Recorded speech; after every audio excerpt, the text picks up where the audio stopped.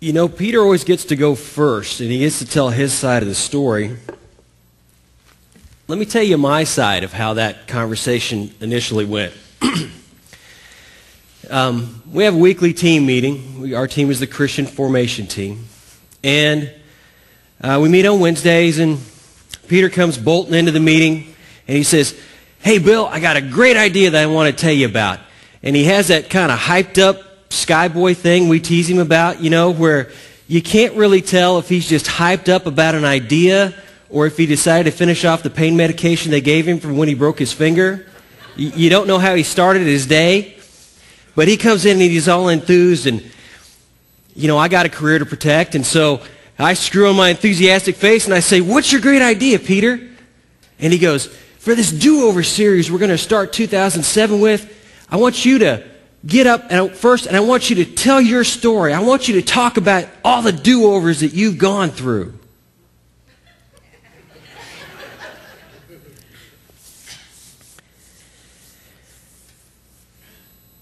And I knew that somewhere buried in there, he meant something complimentary.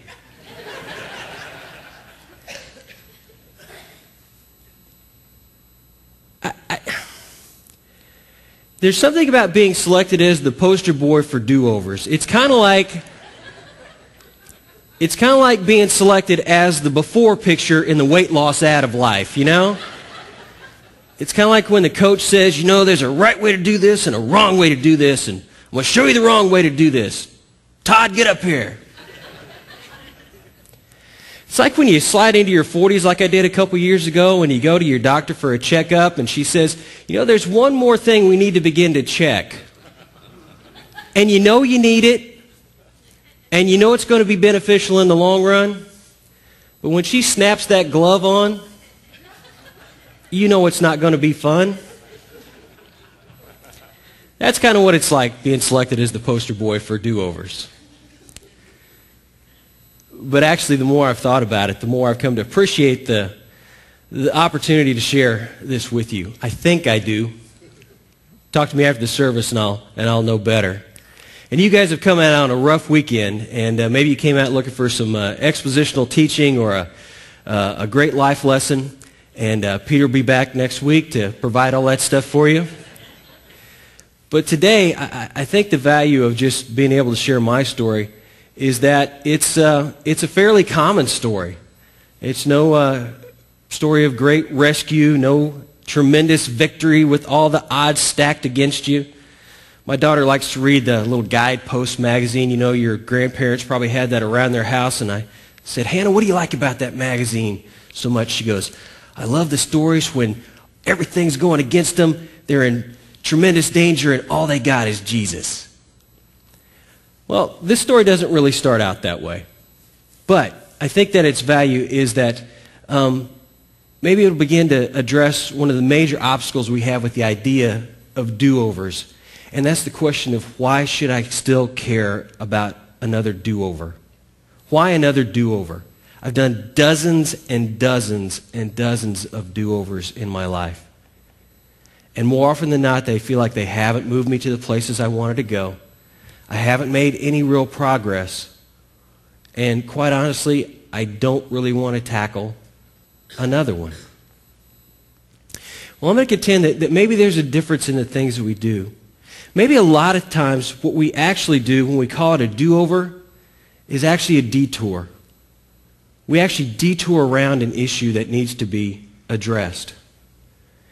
Whereas the real value of a do-over is that do-overs have the potential to move us closer and closer to being the person that we really are inside. A do-over has the potential of moving us closer and closer to being the person that God designed us to be. That's my contention, and I'm going to try to back that up today. And I'll begin just by filling you in a little bit on my backstory. I grew up in southeast Kansas, a little town called Parsons, which is about 40 minutes directly west of Joplin. Hold your applause. We've got a lot to get through today. And growing up in a small town like a lot of you, I imagine, did, it was a pretty generic upbringing. I have great parents who are both still around, who were very active and involved in both my life and my sister's life. In fact, my primary memory of growing up is of being bored. There just wasn't a whole lot to do in a small town. Now, while I was growing up, I did notice there were some things about me that were different than the folks around me. I was one of those weird, dark kids that was always interested in different ways of thinking, different ways of viewing the world. I was always asking why. Why are things the way they are? Why do people do the things they do? Why do we feel and interact, and why does the world work the way that it does? Always asking like big questions. Plus, I was always drawn to people that kind of had unique views of the world. When I was in junior high, I was reading authors like Vonnegut and Bukowski, and if those names don't mean anything to you, that's fine, because they didn't mean anything to anyone else either. In fact, that's one of the things I noticed early, that I was interested in things that it didn't seem like other people were particularly interested in. And when I talked about those types of things, what I generally got in response was a blank look. Like, what? Why are you asking questions like that? Why are you thinking about stuff like that?